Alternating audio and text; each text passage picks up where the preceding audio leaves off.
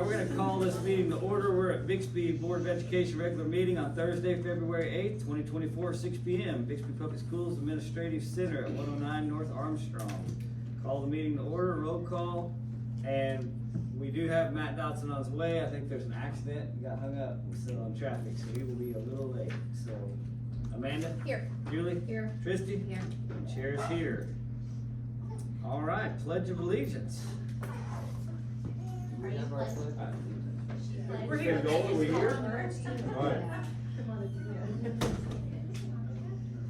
All right, we've got two wonderful students from North Intermediate. Good evening, girls. How are you tonight? Thank you. I know there was some traffic, wasn't there? All right. Vika, you know what to do because I talked to you, so you wanna give the orders here? All right, you talk to these people, tell them what to do. Please stand and go to the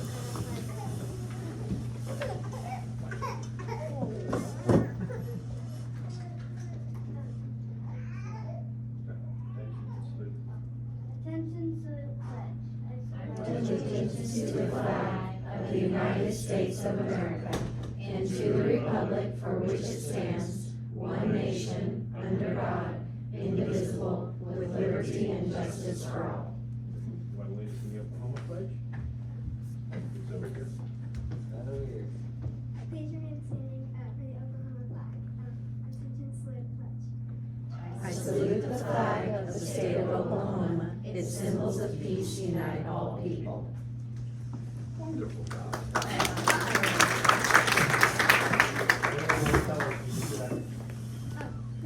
All right. Well, fantastic. Vika, who brought you here today? These are my plans. Okay. Yeah, I mean.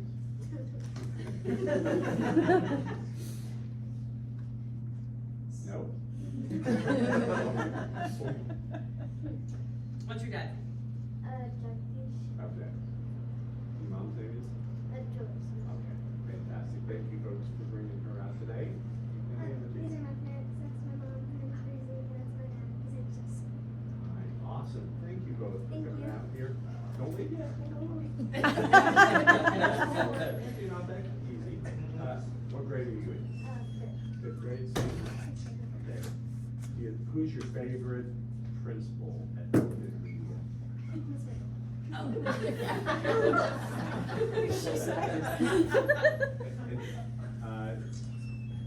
Which teacher you have? What's yours? You have a couple teachers, right? Yeah. Okay. Who are they? Miss Kidd, Miss Williams, Miss McCorkle, Mr. Roberts. Wow, that's great. Ruth, say. Miss Davis, Miss Kidd, Miss Wirtz, and Miss Garrett. Fantastic. Are you having a good year? Mm-hmm. Okay. Anxious to be sixth graders with your old kids? Yeah. That'll be fun. Yeah. Thank you both very much for coming, and I have cards for both of you. There you go. Thank you. And we're gonna get a picture with you, but these are Chick-fil-A cows, and I know they're kind of Christmassy, but the most important part is the gift cards that are there. So, I think there's a Chick-fil-A nearby, I've heard. So, Thank that one's you. for you, and can we get a picture over here with you guys? All right. Our official photographer.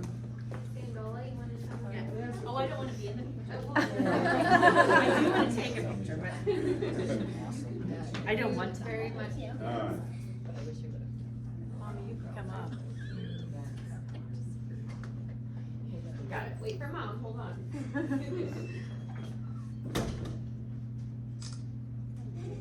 All right.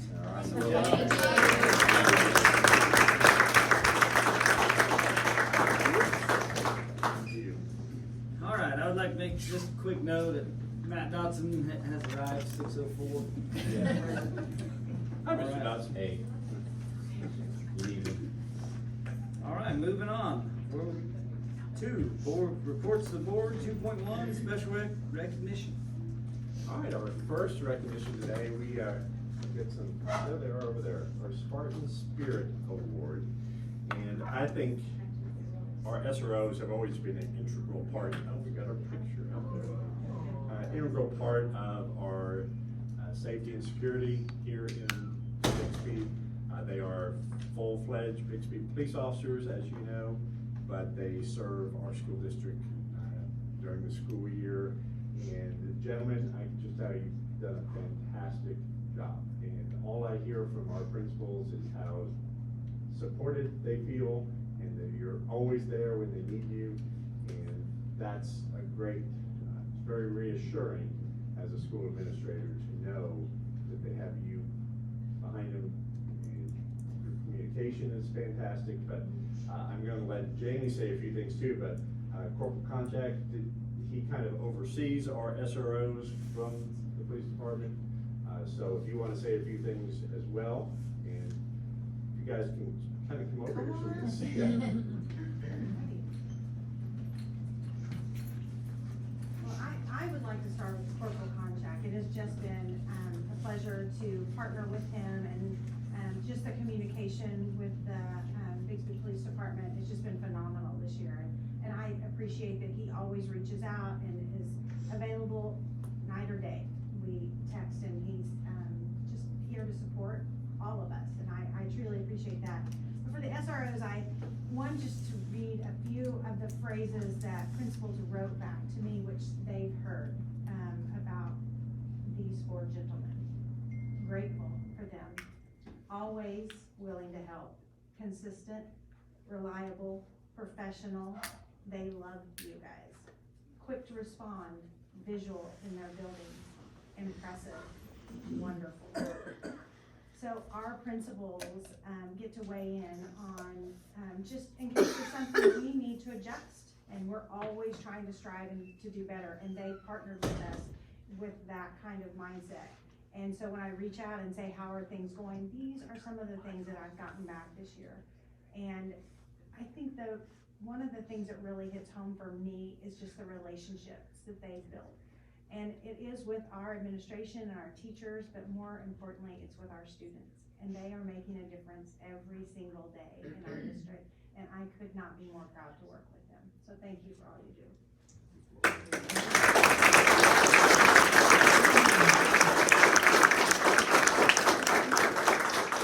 Contact, do you have anything else you'd like to add, or? Nope, you said it all, thank you. Man of many words. And Jamie said it very well. It's the relationship, and that's the unique role of the SRO. You're more than just a police officer in Bixby. You are someone who has made the choice to come into our schools, to work with our students, and to be that face that students can come to if they're concerned about something or if they've heard something, and just help everyone feel more safe and more secure in our schools. And we appreciate everything you do every day for So our Rob, kids. could I add something to Of that? course. Because I think what is at the heart of this is trust. And it's absolutely critical that you're professional, and you always are, but also that you're caring. And so every one of our staff members and students who interacted with you say the same things, because you earn trust every single day. And I think without that trust, the rest of an SRO program really can't go anywhere. And this one has gone really far, really fast, and we've always had great SROs, but that is the consistent underlying theme, I think, is how trusted you are, and we appreciate that. That's at the heart of safety. And we didn't actually introduce you, so Oh, would you no. mind? They have names. I found that out today. Would you mind introducing yourselves and tell us how long you've been with Bixby Police Department, and then how long you've been in SRO? Bradley Kendall, I've been with Bixby for 8 years, and this is my 4th year as an SRO.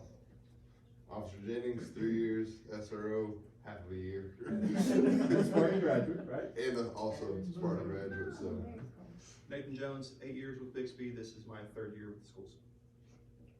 Leo Sanchez, I've been here for 3 years with the schools. It'll be half a year as well. And for those of you who live near North Elementary, North Intermediate, there's a school zone there. And Officer Sanchez, just telling you, monitors that school zone very effectively.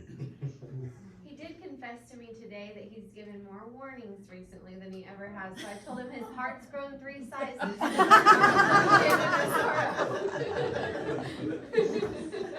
Yeah, but that won't happen. Morning and then Well, we have some certificates that we'd like to give each of you that have your name on it and say, in recognition of your incredible initiative, selfless attitude, and positive spirit, your actions demonstrate well the Spartan motto of learn well and live with honor. So if you guys would come over here, so again, you can get an official photo. And Mr. President, Mr. Dad. Sir.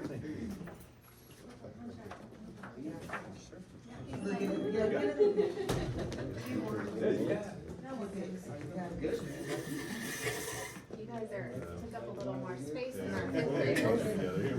There we go. No, I'm good. You smiling? Okay.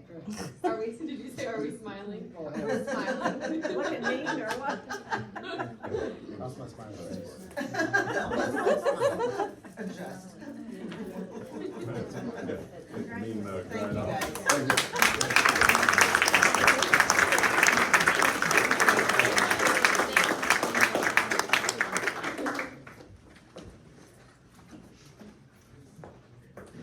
Thank you, guys. Thank you. Thank you. We now have our Spartan Coin Up Excellence, and we've got two groups to recognize today, and Mr. Pearson, I know, is back there. Mr. Pearson, if you wouldn't mind coming forward and introducing your Oklahoma Choir Directors Association All-State members for this year. Yeah, so for those of you that do not know me, my name is Kevin Pearson, and I am the choir director at the high school. And we had 5 students make it into the All-State Choir this year, which is an increase over the last several years, so we're super excited about that. They were among around 4,000 students from across the state who auditioned for the All-State Choirs. And so I would like to recognize each of them. One of our students is not able to be here tonight because, as we know, our students participate in many, many different activities, and they are in Clue, which the drama department is putting on, and that opens tomorrow night. So they're at rehearsal, but our other 4 students are here. We have Kara Kennedy. Kara, if you would come forward. We have Lily Fowler, Zach Guidry, and Josiah Myers. Now, a few of you, correct me if I'm wrong, have been here before, right? Have been All-State. I know Mr. Guidry has been. This 3rd year? Okay. Anybody else 3rd year All-State? Or 2nd year? 4th year? Oh, my goodness. 3rd. So you already have a coin, some of you, right? You have it on you. I'm not going to ask you to. Oh, she does. She does. All right. Ladies and gentlemen, if we could have you come up here and just introduce yourselves to the board, as Mr. Pearson did that. Tell us what grade you're in, how long you've been a Bixby Spartan. If you're a senior, what your plans are for next year, where you're going to go, what you're going to major in, and anything else that you'd like to share with us about you. So, right up here, though. You can kind of line up behind her. Okay. Yeah, there you go. My name is Kara Kennedy. I'm a senior at Bixby High School. I have been a Bixby Spartan since I was in kindergarten, and I plan to major in music.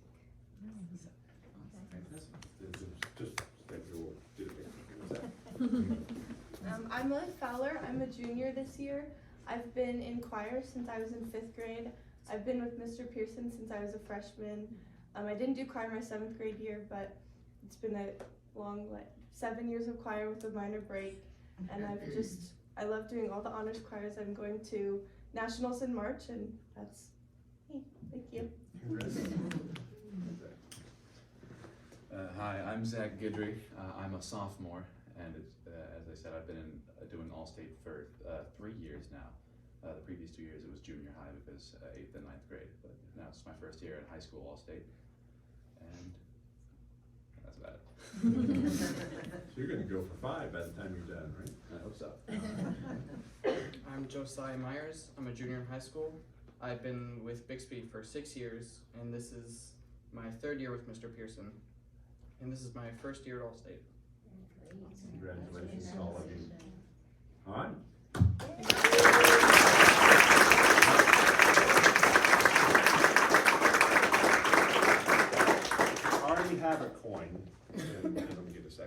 He doesn't have one. He doesn't have one. You don't have one? Coin. I don't. There you go. And you don't I have have one? a coin. You don't Okay. have one? Yes. Thank you, though. There is a coin? Yes. We'll just have, keep calling you back here every year though. Can you guys take a step back for me? I'm so sorry. This is I know. scooting this, but I think when the podium's in there. Perfect. Thank you. Congratulations. Awesome job.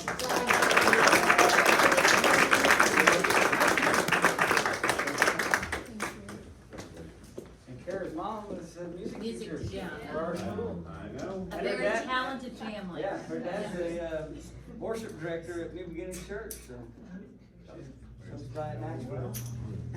You could be one of those family singing groups. That's kind of dramatic. Oh, yeah. And then we also have Mr. Parker here with our all-state band performers this year. We've got, how many, 19? No. 60. 16, just oh, 16, okay. yeah. Okay.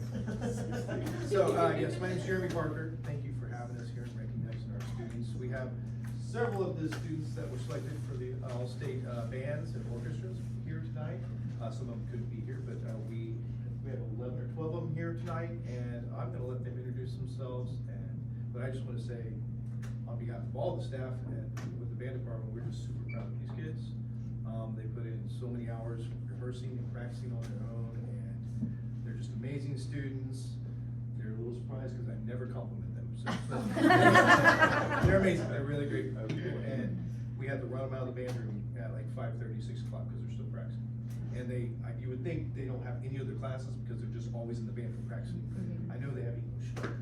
They're gonna come up and introduce themselves. You can come right up Yeah. the middle. Just come up, Bill. Just lead the road. Who's gonna be brave? There she is. Is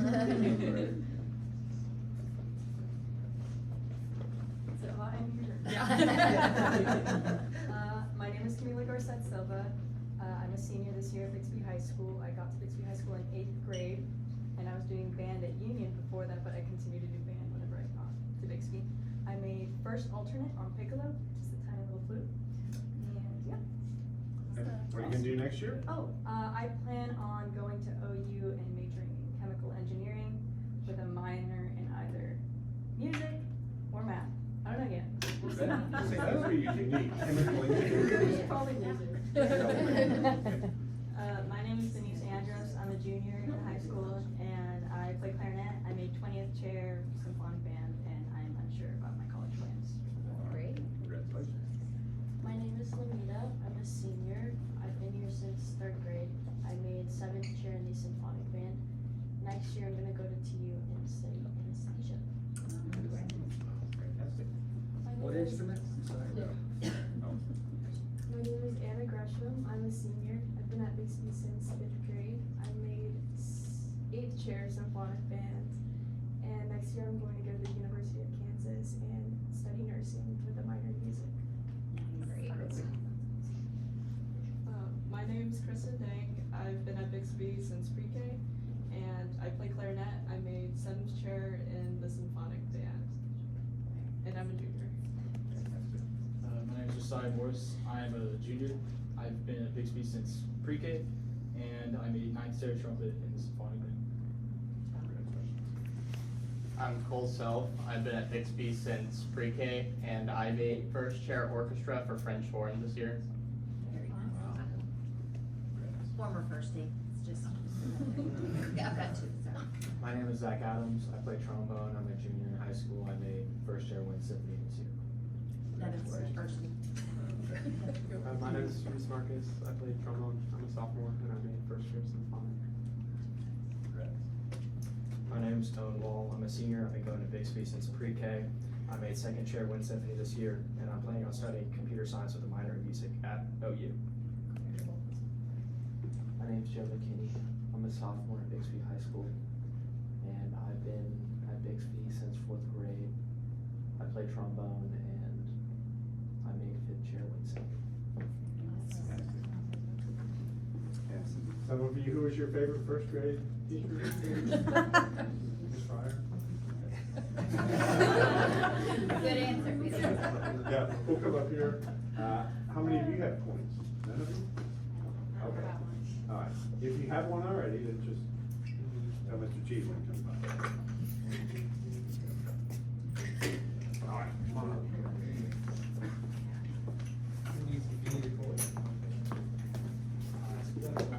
Again, I haven't explained this yet. These are challenge coins, which means only a small number of students at the high school have one. So you can challenge each other by pulling it out of your purse or your pocket, saying, "Where's your coin?" If they don't have it, they owe you something, whatever you prearranged for that. Kind of an old tradition in the military. So you can challenge football players because they won a state championship. We need to double the, okay, all right. So if we make maybe 2 rows, one forward, the taller folks. I say put the girls in the front and the guys in the back. Girls in the Zach's front, like, guys. I don't think I should be. There we go. There we go. Perfect. Good looking group. Everyone's faces, yes. Congratulations, you guys. So, no, you're good, come on up.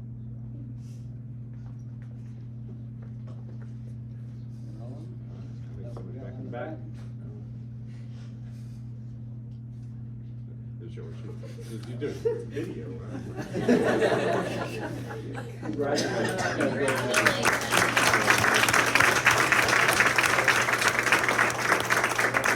Coming up here, right? So if we want to see you in person, when is it, Mr. Parker? So they have a concert on Friday, February 23rd at TU's World Performance Arts Center. Wow. And the, Until our Performing Arts Center's built, we're gonna be using it. okay. And then there's another one on the 25th Sunday afternoon, our 2 symphonic bands are playing at the Bixby Library. All these individuals will be playing at the TU concert. Okay. Great, look forward to seeing you there.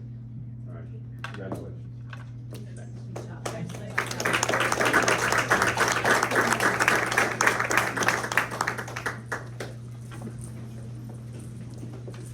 Thank you, parents. Bring them out. Proud parents.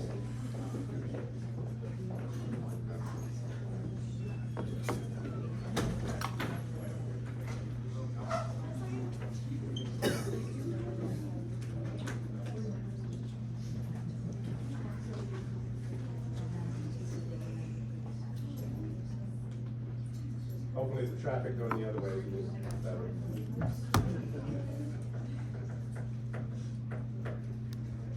All right, 2.2, Superintendent's Report, Rob Miller. I have a relatively short report today. There's always a lot going on here in Bixby. We could spend 2 hours giving you an update, but you probably don't want all of that. Something that happened just today was Open Gate, and if you recall a few months ago, this is the weapons detection system that we purchased with the school grant, with the school safety grant. Those came in last week. We did training with all of our secondary administrators and SROs today. And then tomorrow morning, we're actually gonna do a live exercise with our freshmen. We'll be sending out a message in the morning, just alerting parents that they're not panicking as to why we're doing this. But they really are very cool. They're 25 pounds. I mean, you can pick them up with one hand. They're just stand up. And what we're gonna do tomorrow is kind of practice that, work up some of our procedures. But they will be, we're not gonna use them every day. That's not the image that we wanna have in our school district, walking through metal detectors all the time. But they will be very useful if we have an event or we have somebody who hears something or says, hey, I think somebody may bring something to school, because they're quickly deployed. I mean, we can just bring them out and set them up in about 5 minutes and be ready to go. We're also gonna use them at our athletic events, football games, basketball games, those that have a large crowd coming in. So we're excited to have those and have that training done. Bond election next Tuesday. We've been putting out daily videos. We didn't get one done today, but we may double up over the weekend or something. We'll have a few more. It is a relatively small bond compared to what we're typically doing, but that doesn't mean it's not important. it's just as important as any of the other bonds, because if it doesn't pass, then we're gonna have to wait on some of these items, and Mrs. Renault's here, and she really wants those iPads and Apple devices, and this is a big part of being able to fund that. Pick Your Own PD next Friday. We're hoping that the snow that people are starting to talk about is just people talking, getting overly concerned, because we don't want that on Monday. But we hope that we have at least a 4-day week. But next Friday, Cheryl does a absolutely wonderful job, and I brag on her, but that what she puts together for our PD days, and this is a pick your own, so our high school folks will be working with Apple on that day, but everyone else she coordinates. That's about 500 plus teachers trying to find something that will fit for every single teacher, every single grade and subject. So it's a big task, but she and her team does a fantastic job of organizing that. And President's Day, a week from Monday, school. John Moore, you probably heard that name before in our conversations. He is the president of Response Law. He's out of Florida, is that correct? And he does training for police forces, for schools. He does risk management, but he's been out 2 or 3 times before for training with our principals, APs, SROs, and he really has a great presentation of trying to explain the difference between the role of a CRO or SRO and the role of administrators, and how to navigate all of those different things, how to talk with parents about some of those issues with search and seizure and all that kind of stuff. But we've got him scheduled to do some training, because we've got had some turnover in our administrative staff, so we want to do that. And then spring break, so that's all on those dates. And then Marcella, if you'll move to the next one. Busy time for sports. I know we've got the voice of Bixby Wrestling right here to my left. So you're familiar with these dates. Dual states this weekend, or tomorrow, actually. Have they already left? They left this afternoon. I think so, yeah. We are the number 2 seed. Edmond North is the top seed. It's gonna be tough to get past them, but pretty confident that we can hold on to that number 2 placement unless something crazy happens. The girls are wrestling in regionals next week. The boys regionals are a week from now, and then state will be in Oklahoma City, February 22nd through 24th. And then just got one more home game for basketball, which is tomorrow night, Scobie. That's senior night. And then we play at BA, then they'll do the final seedings and announce regionals and all that sort of stuff. Swim will be at Jenks next weekend. There'll be preliminaries, I think, on Friday, and then finals on Saturday. So it's not the strongest year for swim this year, but the athletes through there are swimming hard and trying to do well.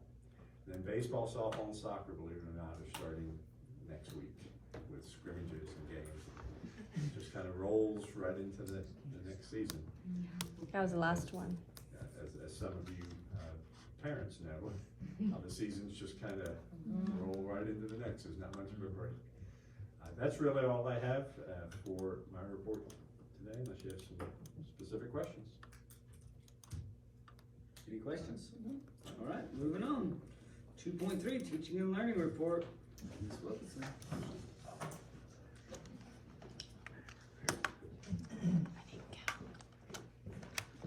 Cheryl, make sure it works. I suspected she'd have a handout. I suspected you'd have a handout. How many? Cheryl always has a handout. How many choices did you have for? I think I have 48. Yeah, Wow, turn it my on. gosh. Yeah, we have 9 out-of-district presenters coming from different curriculum companies and from, we have a, wait for it, math teacher, social media influencer. Oh, who knew that was a thing? But apparently she's famous. She's famous among math teachers. You've seen that reel, and haven't she's you? adorable. And she's coming to do some number sense PD. Fun. I know. Where's she at? Edmond, she's a teacher in Edmond. Really? But Okay. she has like thousands of TikTok followers from teachers on her teaching strategies for teaching math. Very cool. And our instructional coaches follow her and ask, can we get her here for PD? And we did. So yeah, I'm really excited. Yeah, so we have a great lineup, and then lots and lots of teachers teaching other teachers, which is their favorite, is to learn from each other, best practices, things that actually work in the classroom. So it's a good lineup. I'm really excited. And then concurrently, we have our big Apple training, which I know Amy will talk about a little bit more too, on happening at the same time in high school. So we have just really a big day. Yeah, that big. So, and I'm holding, because Jess gave me a product to show you. We're unpacking Apple right now, and it's just so much fun, and it's so pretty, and we've made these fun tags, so every teacher will have something beautiful to open next week, so it's very exciting. Very cool. I know. You put us together, all of us, we're just like, oh, They really nerd out. Yeah. That's true.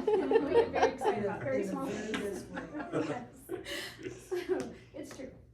Okay, well, I actually had just a couple of business updates and then a warm fuzzy to share with you for today. So the first thing is we haven't talked about curriculum adoption yet this year, and so, but it's something we've been working on all year. This is a K-12 math adoption year, which is a monster. It's a lot of content to look through. So we have a very big committee. We have each grade level, each site represented on our committee. And Tanya Morgan, our new Director of Curriculum and Resources, is just running this adoption process beautifully. What she did, and I just thought it was brilliant, is when our committee met all fall, we didn't talk about textbooks once, which I know seems crazy when you're a textbook adoption committee, but what we did is really solidify what we want math instruction to look like at Bixby from K-12. We established math goals that transcend K-12. So that now, starting today, we started looking actually at materials. We're all looking through the same lens of which of these materials is going to support the way we want instruction to look like. So it's really just, it's gone beautifully. We're still waiting on the state to approve textbooks. So I guess they vote tomorrow, so we'll know exactly which books will be available to spend textbook dollars on. But we're proceeding, looking for what's gonna best serve our students, and we'll see what happens on that. And Cheryl, let me just interrupt. For the board's benefit, what happens if the state does not endorse a particular textbook vendor, then it doesn't mean we can't purchase it. We simply can't purchase it with state textbook dollars. Right. We have to use our own bond funds, our own funds. So we're interested to see which ones make the cut. I know you've read some of the stories about how that process is going. Yes, but they vote tomorrow, so we'll know more. So that's how that is going. But it's been a great process, and all of our teachers are really invested in the process. Mr. Miller already mentioned we have one more PD day, and I have that on the bottom. And then this is not on a handout, but I have some super fun pictures to show you. So one of my favorite, I could talk about lots of things right here to brag on our teachers and what's happening around our district, but this is my favorite thing that's happened recently, is we've done something called pop and post for a long time. All it means is one teacher pops into another teacher's classroom and like posts like, oh, I saw you do this and I thought it was really fun, I'm gonna try it in my classroom. We've done that forever. Something that we've added with instructional coaches is more of an intentional pop and post, but we're calling them learning walks. So an instructional coach is working with a teacher, and a teacher says, I really need help with my literacy rotations. And so the instructional coach arranges for another teacher who's doing literacy rotations beautifully and says, can we come and together they go and observe in another classroom, but they're looking for something intentional that they can implement back into their own classrooms. So we've been doing that now for 2 years, and it's been going great. What's new is our amazing instructional coaches have partnered across school sites to partner teachers from one site to another to go and observe and learn from each other. So this is something Jess and I have talked about for years, is we have all these silos of learning and greatness happening across the district, and how can we best scale the good across across building lines. So it started with, we have 2 first-year kindergarten teachers at East, and Kayla and Megan are instructional coaches, and paired them with Emily Long and Julie Lacey, experienced kindergarten teachers at Central, and they spend a day together. So this is first-year teacher Abby Ingalls watching Emily Long teach in kindergarten. I'm looking for familiar heads in that room. And it's them again working together. No. And then the next one is second year teacher, Brittany Sanders from East and Julie's room, and then a picture of all of them collaborating after they did their observations. And then just, I think this was last week, 2 teachers, but also from East, new teachers, Madison McCorkle, Suzanne McCorkle's daughter, first year teacher, and Jennifer Jones, I think she's a second year teacher, came to see a writing lesson with Toby Campbell at West. Then this one. So I never in a million years would have thought to do this, but it's amazing. As you know, we've been implementing building thinking classrooms across our secondary sites, and you guys all got to see in Zach Roberts' room and Julie Arthur's room the marker boards while kids are solving problems. So our North Elementary instructional coach, Kayla Cardwell, took a kindergarten, a first, a second, and a third grade teacher. These are our reps on the math adoption committee. All went to West Intermediate to watch Julie Arthur with building thinking classrooms. And I mean, look at them, it's just amazing. And this next picture, you can see them, they got to talk to kids. Why do you like this? The answers they were getting is, well, we get to talk to each other, we get to stand up, we get to move in the class. I mean, just all the things we want, that engagement, but they're all learning and engaged in the learning. And then this week, this is now a first grade classroom doing building thinking classrooms. Is that the cutest thing ever? And that's at North Elementary in Burke Castlebaum's classroom. And there's a picture, this is on here, this is also from Burke's classroom of these kiddos doing building thinking classrooms. I just think, I can't even script this. It's just so beautiful how this natural collaboration is happening. So I'm super proud of all of our teachers just wanting to learn from each other.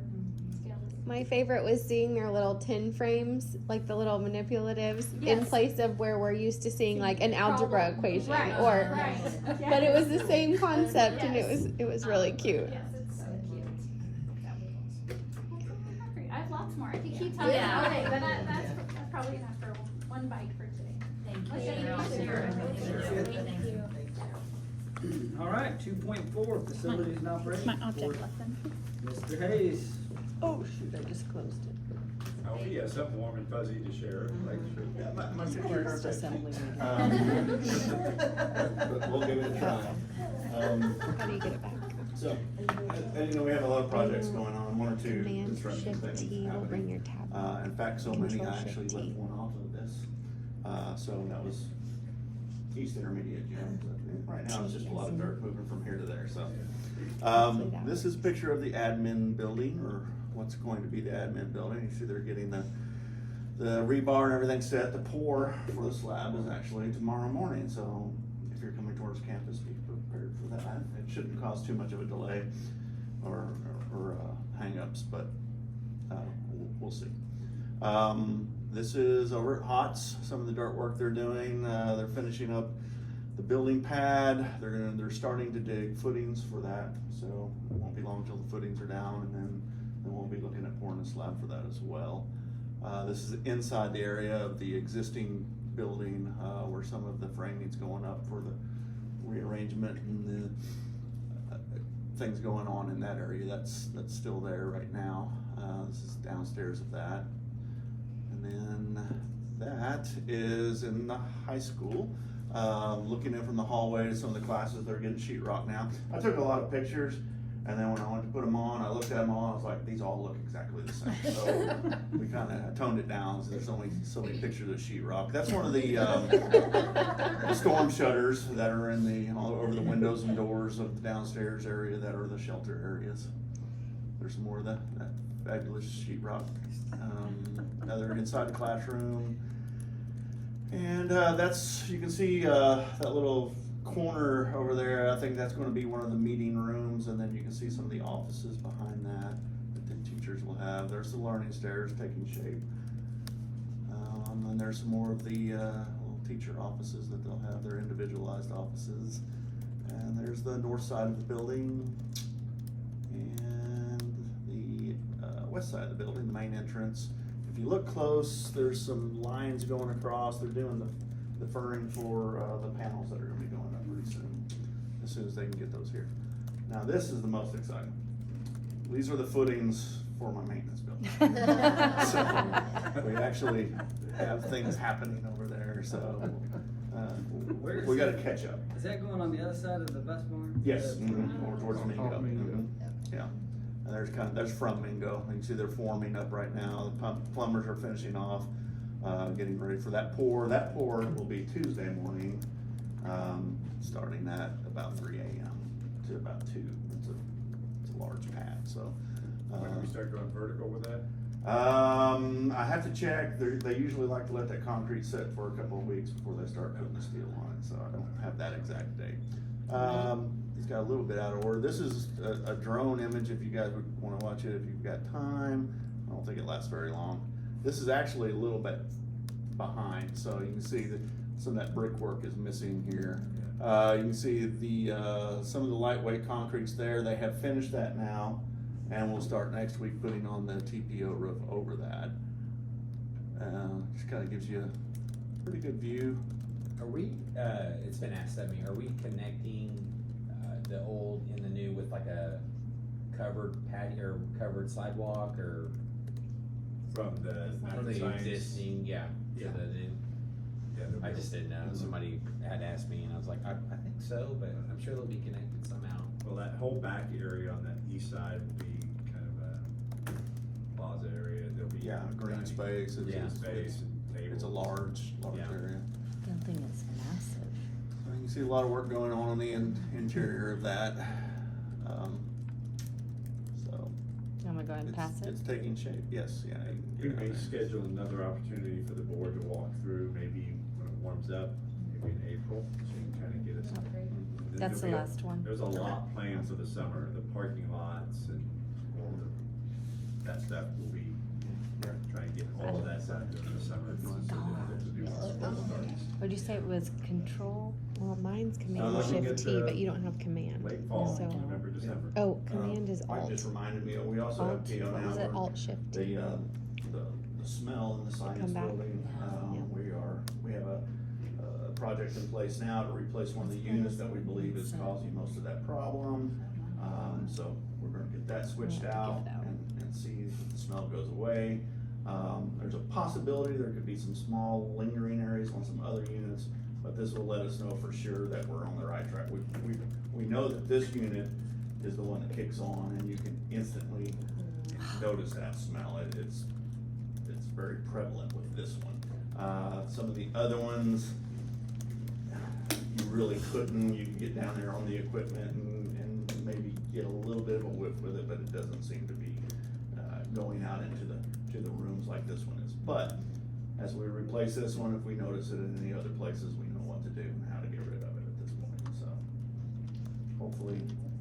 Yeah. You should name it after you. The smell? The lack of smell. The lack of smell. Okay. The room. Lack of smell. We'll name it. Just happens to be the teacher's lounge too. You'll be a hero. I mean, social media posts, I'm sure, is in order. Yeah. Alumni will probably praise you like crazy. Yeah, I don't know. Smart Spirit Award, Something big. Hopefully we got it this time. Awesome. Any questions for Dave? He is a very busy man these days. Feels like that. The nap times have been reduced. Dave, how did our buses weather the storm from the Arctic blast that came through? Pretty well. Pretty good. Well, yeah. Of course, we weren't running during the worst of it, so yeah. Yeah. We didn't have any major setbacks with it. We had a few that, Yeah. took a little bit to get started, but nothing major. Yeah. We appreciate you. Speaking of that, Steve and Scott, last week, we had some problems in the press box with the freeze. And so as they got in there inspecting the fire suppression lines, every single sprinkler head they had to replace because they were full of dirt that over the years had settled in those cavities in the sprinkler heads. So it's funny. He brought them to my office and left them on my desk. So.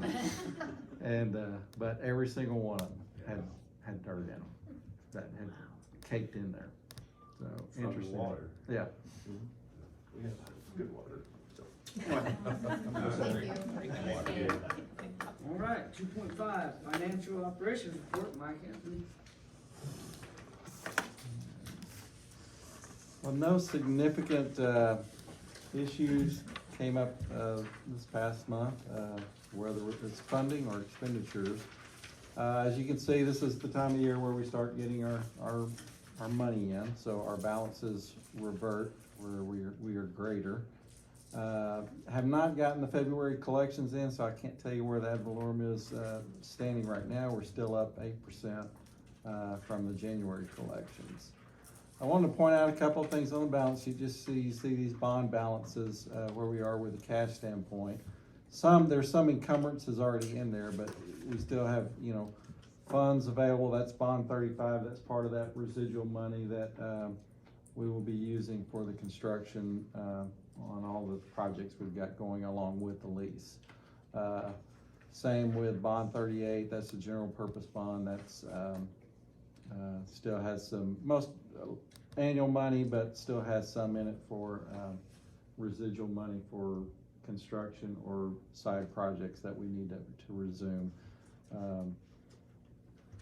And then our transportation, that 500,000, we've got most of that encumbered for the new buses, activity buses that will be here about a year from now. I think, right, Gabe? Hopefully a little less. So, as far as the collection on revenue, we're tracking pretty good. We're a little above our projected amount, and as for percentage-wise compared to last year on ad valorem. State money's coming in good. The only thing that I'm a little bit, I have to watch my eye with the prior year ad valorem right here. It's 1.3 is what we collected, or 1.2 is what we collected last year. I raised that a little bit. But that's a number you never know what the county's doing with the money. So that could come in a little less. I've never had it be this low at this time of the year, so I might have to look. I've made some adjustments in the projections, but overall, we're still tracking at about roughly 9.9% on the fund balance so far. This is also the time of year where we start kind of drilling down on some of our expenditures in the general fund and seeing what we've got encumbered. I'm really gonna have to look at that right now and make sure, because I don't have a lot of playroom in the expenditure column right now. So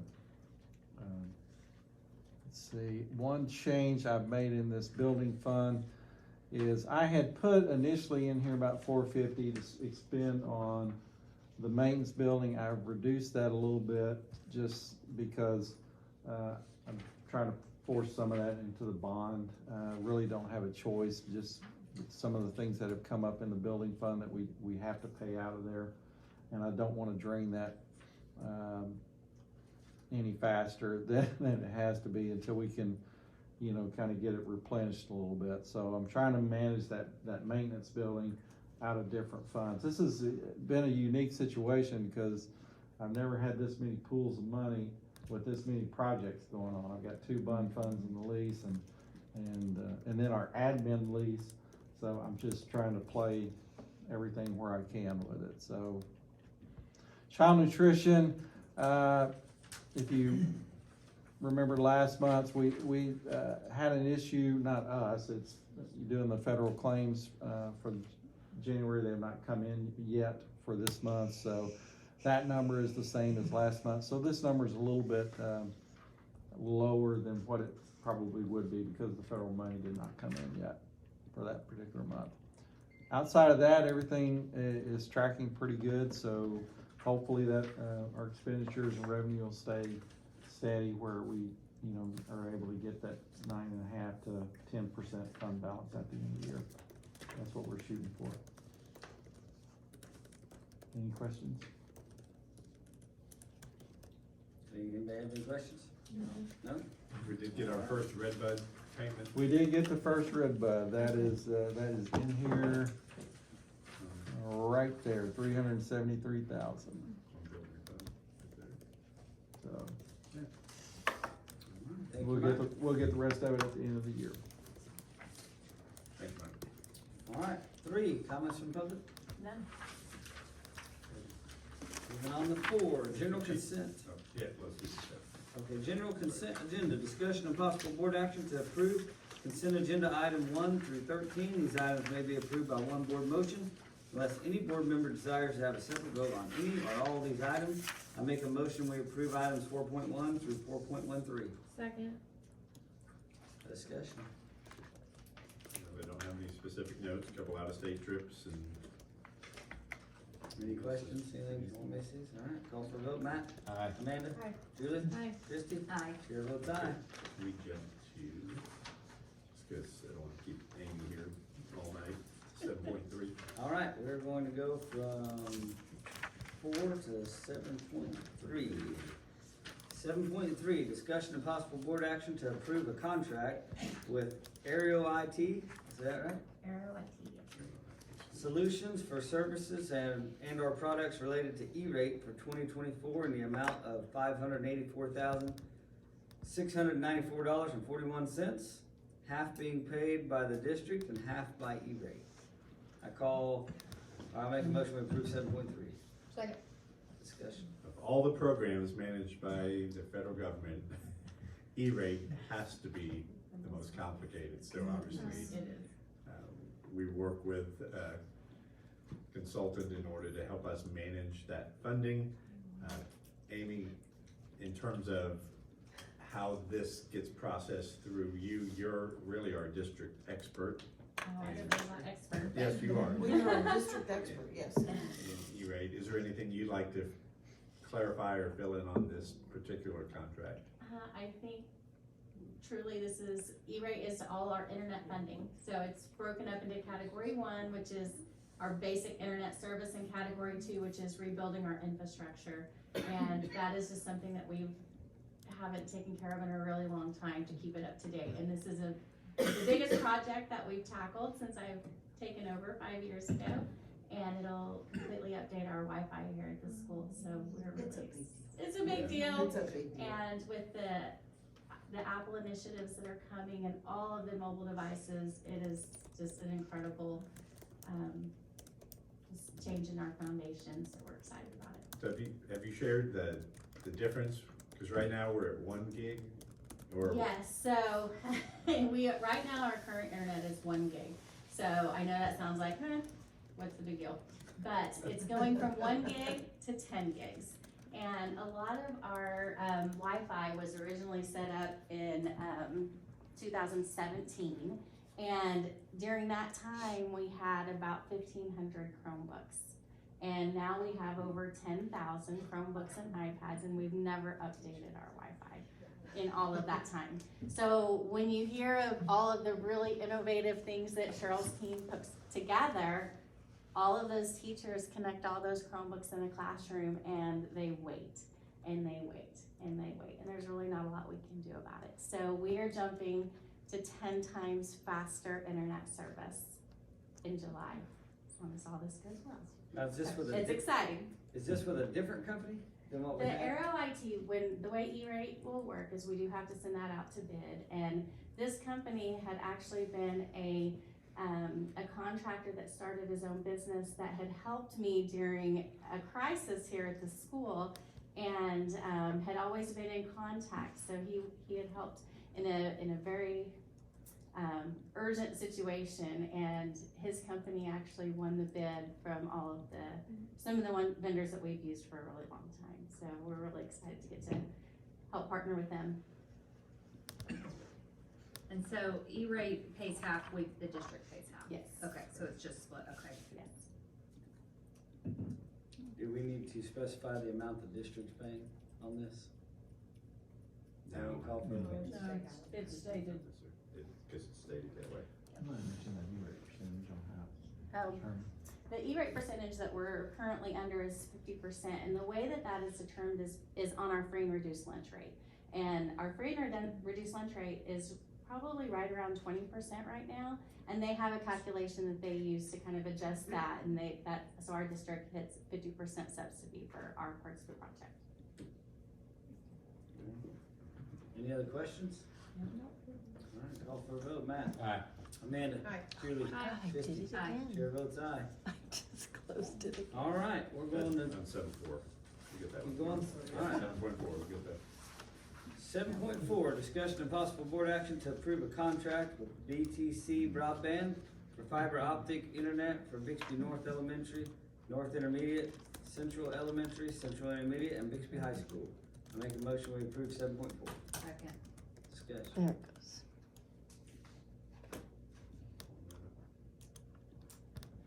So the question here, Amy, is why not all the sites, And why?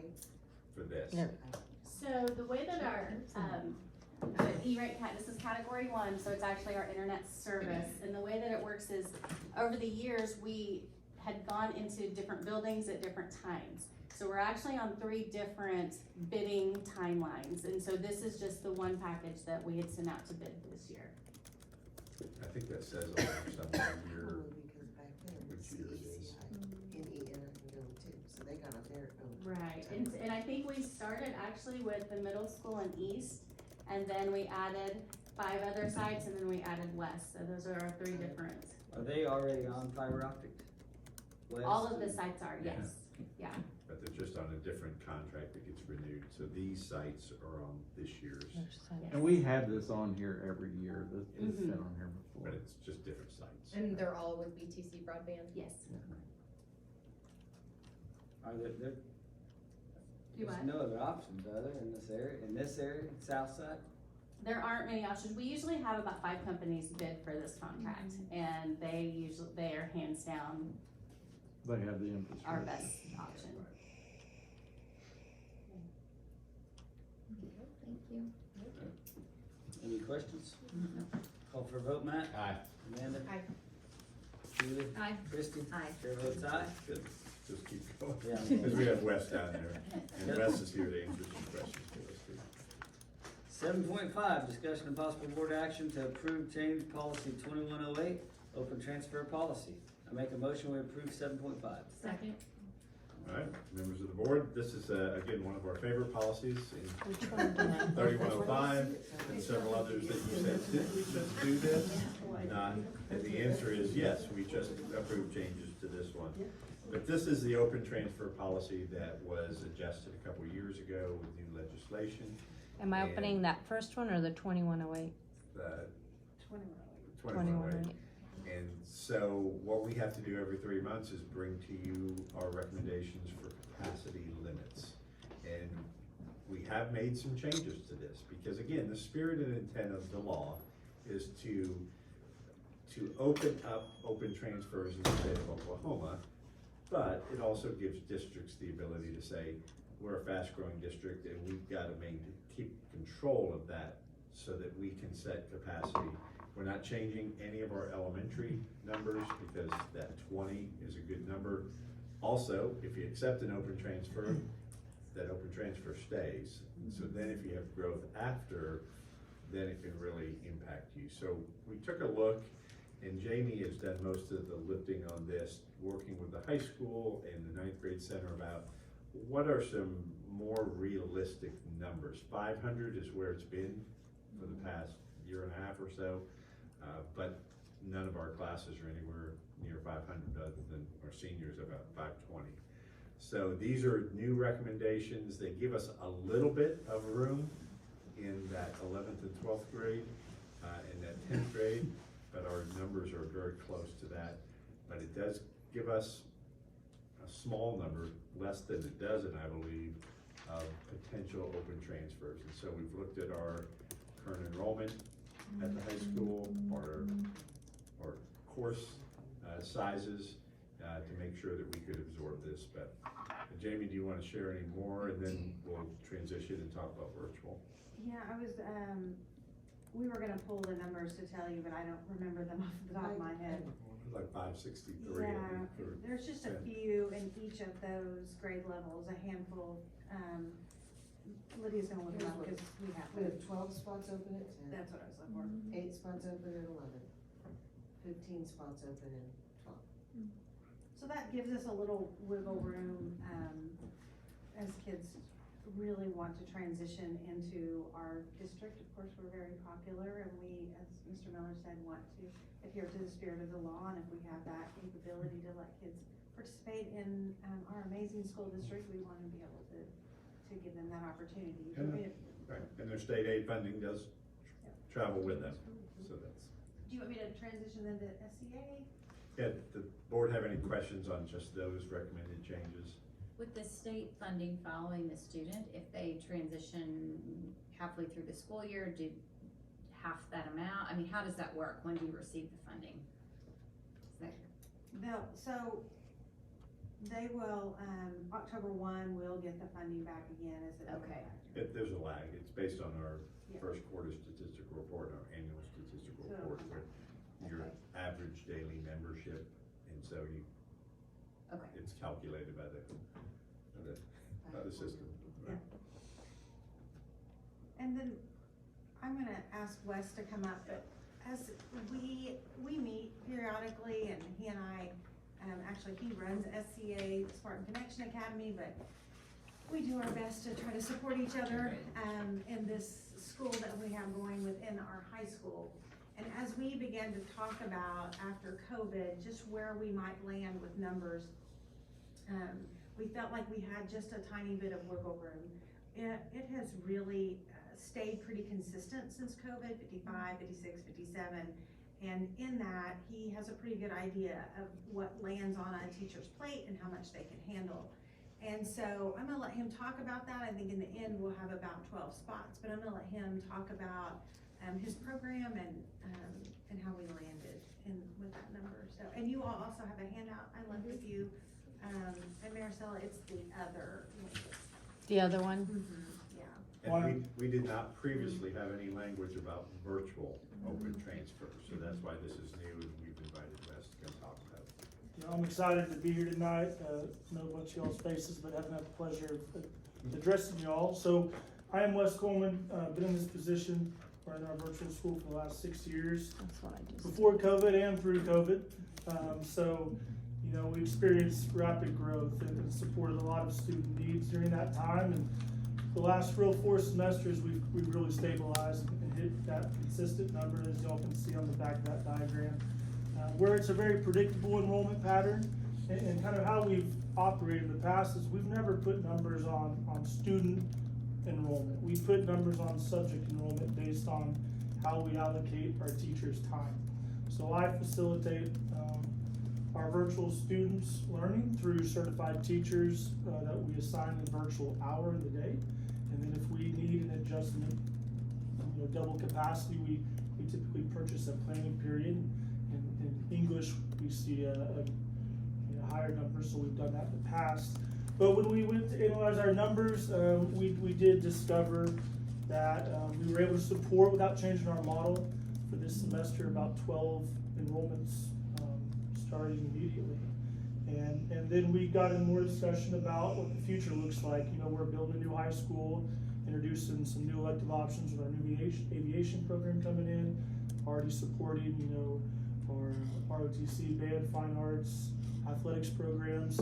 So we got into conversations about what is that capacity, what can we support moving forward. So where we kind of landed is that I feel like with our stable 55 full-time number, that we're gonna start by setting that capacity at 100 for the 24-25 school year. And kind of how we came to that number is the 55 stable number with our full-time virtual. We kind of allocated 35 spots, and I'll talk about kind of who that will be for in a second, and then 10 just for growth. So I serve a big need between a high school and alt population. You know, a student may not need academic support, but they may be suspended full-time, may be inpatient and have short-term stays, but they're gonna come back to us. So we take a lot of short-term stays, and so we determined that 35 capacity can be served whether through full-time virtual students or through an option which we all talked about might be best for us, is to showcase our wonderful school as a 5+1 model where students enroll in 5 virtual courses and then they're allowed to take 1 on-campus elective. And so I think we are gonna give those blessings with the spirit of Senate Bill 783 and then the new policy, get implementing that starting June 1st this year. So, any questions? Wes, could you clarify the NCAA requirements for virtual courses and how that's changed with your program? So NCAA, pre-COVID, we didn't have many students that would utilize the virtual option. NCAA classifies as a non-traditional course. Anytime they have non-traditional courses, they have specific rules. Those rules change every year. So pre-COVID, we'd have 1 or 2 students utilize the virtual option, which was a pay-for option. We used Edgenuity, which is our platform, their SIS service. So students would pay. We would have an outsourced teacher hired by Edgenuity that has an NCAA code. They receive the credit. It goes to the eligibility center, no questions asked. 2020 through last August 30th of this year, it was whatever we have approved for our virtual coursework at the high school counted towards NCAA credit. September 1, NCAA, which I never thought they would do, went back to pre-COVID policies to where it had to be an approved process. So our approved process was that we charge students $250 per course per semester, which I've never been a big fan of, right? But it's what we had approved. So we went through the review process with our virtual school this fall, and we did get our virtual school approved for offering those NCAA courses moving forward for free. So that's a good thing moving forward. It gives us some flexibility there, and we don't have to charge kids for public schools. So. Have we communicated that? Well, I guess I don't know if our high school counselors are quite familiar with that. That's something we may have to get with them on. The NCAA. Yeah, because the only reason I know that is because my son was told if he took virtual that he couldn't go to D1 and play sports.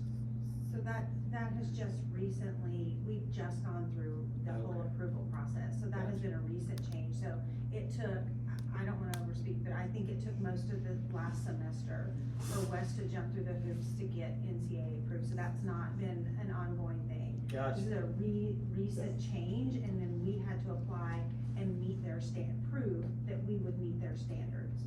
So before that, it wasn't paid because we had to use the teachers through Ingenuity, but now that we've been approved, it has been a recent change. So this is something that I don't even know, unless you've talked to them, I don't think we've talked to them. We pushed it out, that next year we'll start this, but we're just moving forward with our current process right now for this academic year. So now that that's been approved, does that go back and catch the kids that were in the class this year? No. Virtual class this year? It does not. And I will say this, but this is probably maybe just my personal opinion. So a couple of things. One, the hook that we talked about that keeps kids engaged in high school is that elective, right? And that's why we came to some compromise, I believe, of offering that one class to say, look, we don't have the capacity to let all the kids that want to come sit in all these classes, but in electives, we have some wiggle room. And so we want you to be engaged as much as possible if you're going to come to Bixby. And so we made that compromise. I think secondarily to that is that the kids that live here, we really want them to go to class and participate in our sit-in classes. We want them on our campus. We have an amazing teacher staff and amazing high school, and we want them to participate and be there and be present. And so those singletons of, I'm mad at that teacher and I want to move out, we really tried our best to keep them where they belong, and that's in a sit-in class. So this is just an option for some kids in transfer that want to transfer in and be at Bixby Spartan, but I don't think this is something that, there are some kids that it works for, but it can't just be a gate that we're opening, and I think that's something we don't want to see for our kids. Because there are many districts that use Ingenuity as their virtual platform, just like we do, so that's not gonna be dramatically different, but say you're in a smaller district that's nearby and you're in music or band, and you wanna be part of a large marching band like Bixby has, that could be an example of how they enroll in band, but then take everything else virtually. But we still gotta keep a cap on that because of, again, the capacity of the teachers to cover those courses. Yeah, and I feel like that 100 number is as low as we can get, where we still have a little wiggle room, but we just don't open the floodgates. And we'll quarterly with the review of the open transfer number, as y'all have been doing, we'll evaluate that number and see where we land. So Lydia or Jamie, could you talk us through too about what that process looks like? Again, this is, parents have to apply for an open transfer through the State Department portal. And So the process starts with someone wanting to come to Bixby, and that happens fairly often. They have to they'll usually go to our website because they don't realize they have to start at the state. Our website has a link that takes them to the state form. We are not in charge of that form or any of its content. So we have to use that form that gets time stamped at the time that they submit that. So we have a chronological list of people who request transfers here. We typically deny those transfers because we've had no capacity. Now we will have some capacity. Those limited numbers we talked about in person in 10, 11, 12, and then some capacity in SCA, grades 9 through 12. Grade not necessarily with standard, just in 9 through 12, right? So because the law requires that we do transfers in chronological order, assuming you have some space, right? The first 3 get in and the next 5 don't, or whatever. We've always had no room, so it hasn't been too big a deal, but we keep that list, we have to. So we now have to go back to those people who've been denied this year in grades 9 through 12 and contact them to say, we've increased or changed our capacity limits, there are some spaces. There were 6 ninth graders? I don't remember exactly, but there's a handful of ninth graders. Ninth grade doesn't have any in-person space, but they may choose SCA. So Wes is gonna contact those folks in chronological order, and if they're 9th, offer SCA. If they're 10 through 12, offer the space that's available until that space isn't available. And if there's any SCA left, they can choose that.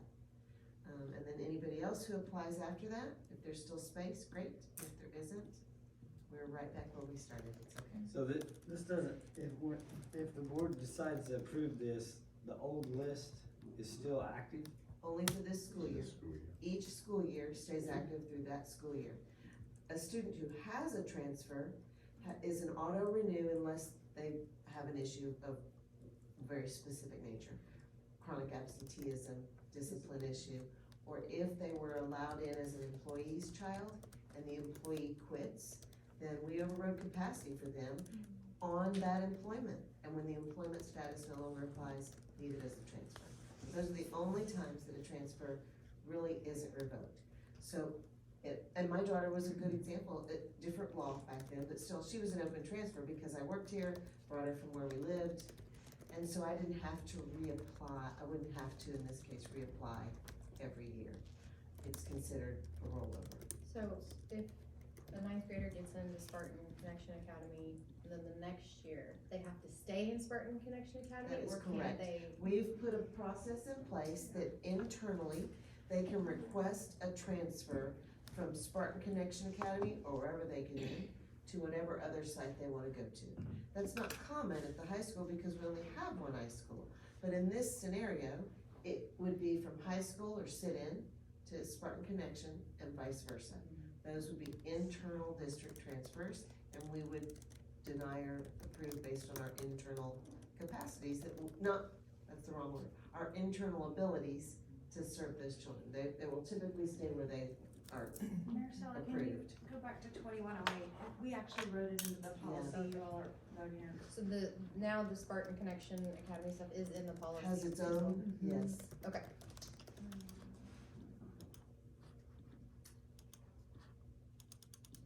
Scroll to the red. A Little more. There you go. Okay. So basically it says, a student must complete an inter-district transfer application to be considered for placement into an in-person school site. Capacity, attendance, and discipline will be considered for such application. Talking about moving from SCA to a sit-in. So if they move in the inner, like you were talking about, then does that take a spot from what's available for regular transfers? Okay. Yeah, for sure. Okay. Absolutely. Kind of how we operate now is we typically tell our families to at least stay semester by semester with the program, and so that message will be continue to be pushed out. Okay. Just best for kids.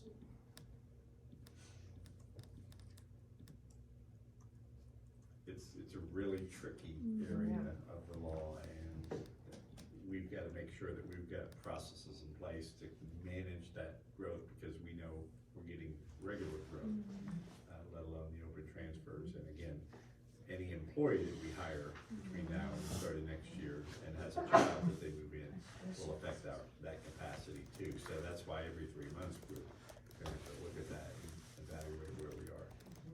As we continue to grow over the years, will our class capacity be scrutinized, do you think, at all by outliers? Like, I mean, just on, like, if we stay, like if we get up to like 700, 800s, we keep our class limits at 500.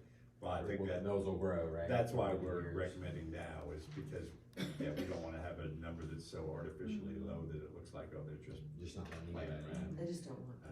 But, we've set them at what we consider to be a reasonable level, knowing that if we took those 12 kids as juniors, that we have seats available for them without really overtaxing any of our teachers or class sizes. We can absorb that. Any other questions? I think it's awesome that you got the whole NCAA thing done. I think that is so cool. So great job.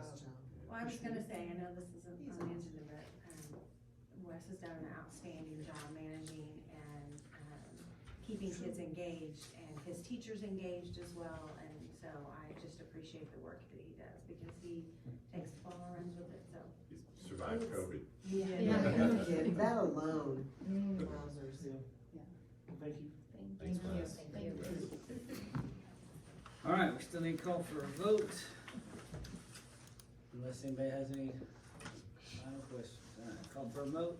Matt? Aye. Amanda? Aye. Julie? Aye. Christie? Aye. Chair votes aye. 7.6. Oh, no.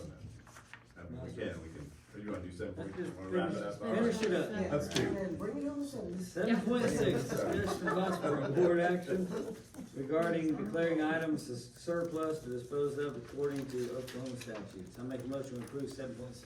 Second. What do we? I can say Oh, there it is.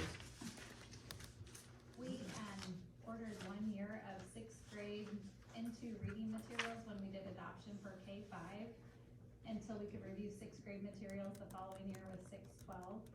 And so when we got our new materials this year for our 6th grade, we have excess old 6th grade student and teacher materials that we've tried to put into use, but we don't have any place to put them, so. Any questions? Call for a vote. Matt? Aye. Amanda? Aye. Julie? Aye. Christie? Aye. Chair votes aye.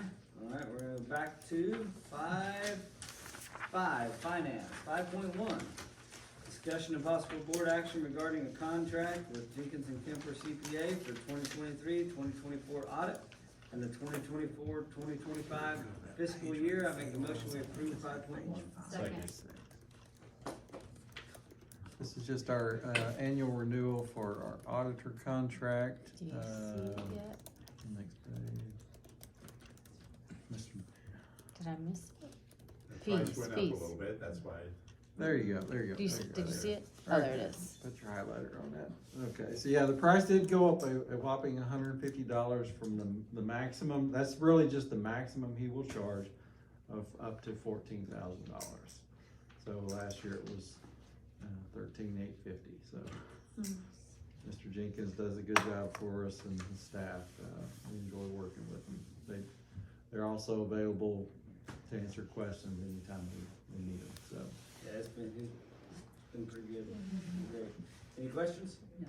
Call for vote. Matt? Aye. Amanda? Aye. Julie? Aye. Christie? Aye. Chair votes aye. 6, teaching and learning, no items this month. And we still gotta finish up just a couple sevens. 7.1, discussion and possible board action to approve an easement with Oklahoma Gas and Electric Company adjacent to the property which will become the site at the new Bixby Public School Administration Building. I make a motion we approve 7.1. Second. It's just moving utilities. Good message. Moving utilities, the easement available for OG&E to have access to that easement so that they can repair lines, do whatever they need to do. Any questions? Call for a vote, Matt. Aye. Amanda. Aye. Julie. Aye. Christie. Aye. Chair votes aye. 7.2, discussion and possible board action to approve a memo of understanding with Grand Mental Health for the remainder of 2023-2024 school year. I make a motion we approve 7.2. Second.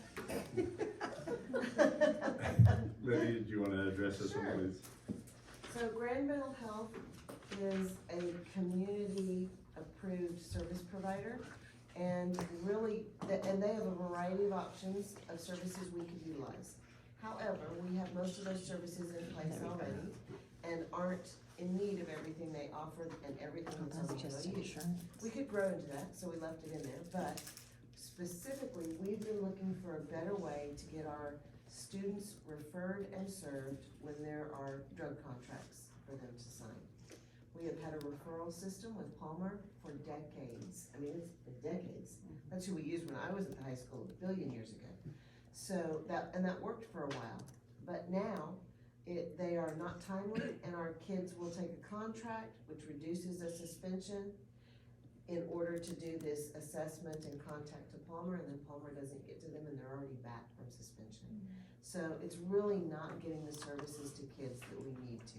So Grand, and the one thing we're going to use with Grand is their referral for drug and alcohol use assessment. That's our primary goal in using Grand. And if you'll scroll just a little bit, Marcella. Keep going. Just a little more. Right, nope, not crisis, I'm sorry, I might have passed it, let me look in here. What are you looking for? Purpose? Outpatient?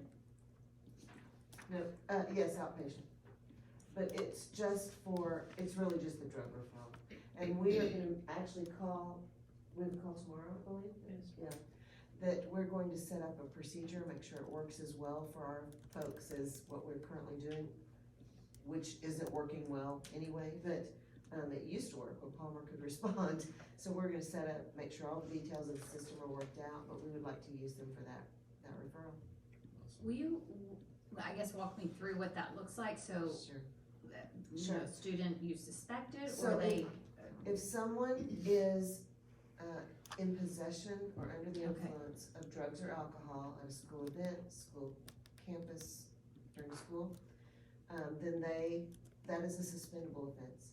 It is a long-term suspendable offense, which could be a semester plus one, right? That's a long time. So the contract premise has been around for a long time, and the goal is to say, look, we don't want to put you in a bind where because you've made a bad decision, or maybe you have an issue, and you're using or under the influence or in possession at school, that we don't wanna suspend you for a semester plus, current plus next. Instead, we will reduce that to a short-term 10-day suspension, and during those 10 days, go to previously Palmer, now Grand, and get your assessment and whatever services they recommend based on that assessment. We don't necessarily have to have results that say what the assessment yields, but we do need to know that they followed through to do it. And right now with Palmer, we can't know because Palmer's not getting to them. So the reality is a long-term suspension, while there are some folks that believe that's a good thing and it has some merit. If someone's trying to distribute on our campus, that's typically still long-term. We don't offer a contract or reduction because they're putting others at risk as well. We offer services, but not on campus. So it's case by case. It is case by case, that is correct. But for the most part, the standard response to a possession, to a first-time offense, to under the influence, you know, a kiddo who might drink and come to a game of some kind, and just because it's a Friday night doesn't mean you should be drinking, child. So we offer a reduced suspension that's not appealable and focuses then on intervention and services and gets the kiddo back faster. So that's the premise of a contract. It is case by case, but there are some general parameters that guide us as to which time, when to offer, when to not. We certainly offer far more than we don't. Was that still true? Absolutely. Yeah, that's what I thought. And so that's the purpose. We really meet the services in place when we do refer them. I think the outliers of not would be, distribution, and then if it's a layered offense, so I'm caught with drugs, and then I go into an I got a office. contract last year. I have, if. I do it again. Yeah, if you have more than one, we only, in your high school career or in your middle school career, you only get one contract. Or if, like I said, you've layered on, so you get mad at the AP or the principal and you throw a chair and the things get out of control, which had happened, we're probably not going to give you that leeway. We're gonna go ahead and, give you the long-term suspension, which then comes in less and. Yeah, that's exactly right. As we tie all that together. I think for me, when we get down to it and with Grant is, it will be a change mid-year for us and just procedurally to make sure that the principals and the APs, really grasp this change because we've done Palmer for so long. But other than that, I don't see this being an issue, just making sure that procedurally we have those things in place so that we make sure kids get the help that they need. What do you mean by non-appeal? So long-term suspensions have appeal rights, right? Parents have rights to appeal suspensions. And so a long-term suspension has an appeal process, and a parent can go through that appeal process, especially if their kid's gonna be out for a semester plus, right? But if you accept a reduced suspension up front and go on the contract, then you can't appeal that. You can't ask for even more reduction. Is that suspicion or proven No, under the influence? Well, now you're getting a little into the weeds, but. The reason I asked, let me be more clear. I don't like the thought of a high school student shows up to a game, someone thinks they might be under the influence. Yeah, no, and we then they don't go. we don't ever issue discipline on a suspicion. You just don't. The suspicion can lead you to action that will confirm or deny your suspicion. In other words, if it's an adult, not a student, and we think they're under the influence, we can call an officer and do a field test, right? So that's one version of how suspicion can lead to action. If it's a student, a suspicion would lead to a test, and it would be confirmed or denied, and then there'd be discipline. Or we would not do discipline on a suspicion alone. Or I walk in the bathroom and there's a puff of smoke, and then when I search you, you have a dab pin on you, right? That's confirmed. Weed in the other pocket? Yep. So it would be a confirmed. I just know we've had a couple of issues in the last year, and parents have reached out and said that their child was maybe accused of something that they didn't feel, and it was presented to them that you either sign this and take a lesser thing, or we're giving you this, and if you don't take this and you appeal it, it's gonna be worse. Well, and it was almost threatening, like, you better not appeal. That's what I was just gonna say. Well, first of all, the contract is nothing really. This is true of any disciplinary action, any interaction with a parent, but nothing should be used against. That's not the point or the spirit of any of this. So if a parent feels at all coerced, I would coach that parent to call the administrator at that site or the next administrator up, if that's what they need to do, and walk through the process. But the reality is, no discipline should be issued on a suspicion.